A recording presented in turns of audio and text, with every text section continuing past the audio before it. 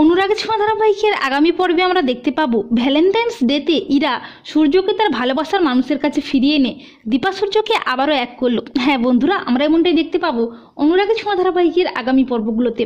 ইরাকে সূর্য 7 দিনের জন্য হেলথ সেন্টারে ইন্টার্নশিপ করার জন্য থাকতে দেয়, কিন্তু 7 দিনের মধ্যেই চলে যেতে হবে। ইরা খুব খুশি হয়ে যায়, আর বুধিয়া ইরাকে বলে, আমাদের ডাক্তার সাহেব না খুব ভালো মনের মানুষ, কিন্তু ওনার মনে অনেক কষ্ট আছে।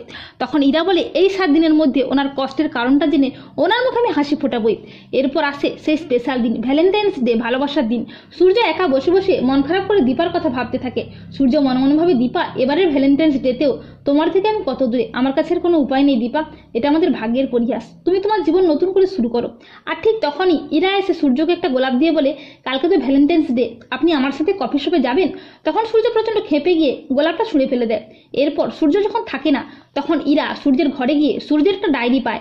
ডায়েরিতে ইরা দেখতে পায় দীপাকে লেখা সূর্যের ভালোবাসার চিঠি ও দীপা সূর্যের অনেক ভালোবাসার মুহূর্তের ছবি। তা দেখে ইরা চমকে যায়। ইরা বলে, তার মানে সেদিনের সেই দিদিটাই আসলে ডক্টরের বউ। ভালোবাসা।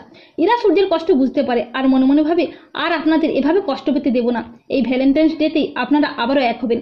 এই বলে ইরা ভ্যালেন্টাইন্স ডে দিন প্ল্যান করে সূর্যকে বলে, আজকে আপনাকে একটা জায়গায় নিয়ে যাব, সেখানে এমন একজন মানুষ আপনার জন্য অপেক্ষা করে বসে আছে, যাকে দেখলে আপনার সমস্ত কষ্ট দূর হয়ে যাবে। এই বলে ইরা সূর্যকে অনেকটা জোর করে নিয়ে আসতে থাকে দীপার কাছে। এমনকি ইরা চালাকি করে সূর্যের চোখটাও বন্ধ করে দেয়। অপরদিকে সোনারূপা যখন ফুল দিয়ে সুন্দর করে সাজাতে থাকে দীপার মন ভালো করার জন্য, তখন দীপার মনে হয় সূর্যের কথা। দীপা মনে মনে ভাবে, ডাক্তারবাবু, আজকের দিনেও আপনি আসবেন না? আমাদের ভালোবাসা কি এতটাই ঠুনকো? আর দীপা যখন এইসব কথা ভাবছিল, তখন হাজির হয় ইরা সূর্যকে নিয়ে। ইরা সূর্যের চোখের বাঁধনটা খুলে দিয়ে বলে, এই যে দেখুন আপনার প্রিয় মানুষটি আপনার সামনে। আর সূর্য দীপা তো দুজনকে দেখে চমকে যায়, আর সোনারূপা খুব খুশি হয়ে যায় তাদের বাবাকে দেখে। দীপা বলে, ডাক্তারবাবু, আপনি এসেছেন?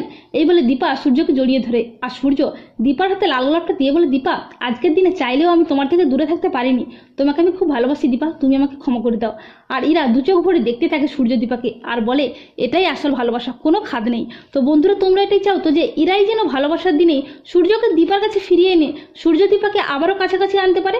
কমেন্ট করে জানিয়ে দাও তোমাদের মতামতটি।